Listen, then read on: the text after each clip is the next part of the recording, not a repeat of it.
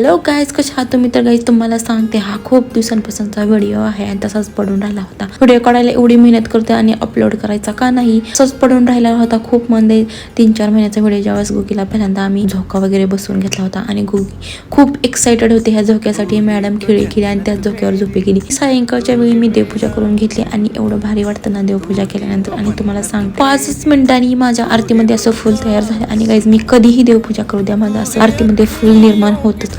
आम्ही नंतर सगळी माझी घरातली वगैरे क्लिनिंग झाली आणि मी स्वयंपाक करत असताना माझ्या लक्षात आलं की मी व्हिडिओ काढलाच नाही. नंतर म्हणून मी व्हिडिओ काढला आणि आमची मॅडम झोपा खेळते. नंतर सागर संध्याकाळी 7-8 वाजता आले. त्याने भजी वडापाव आणले होते, ते खाल्ले.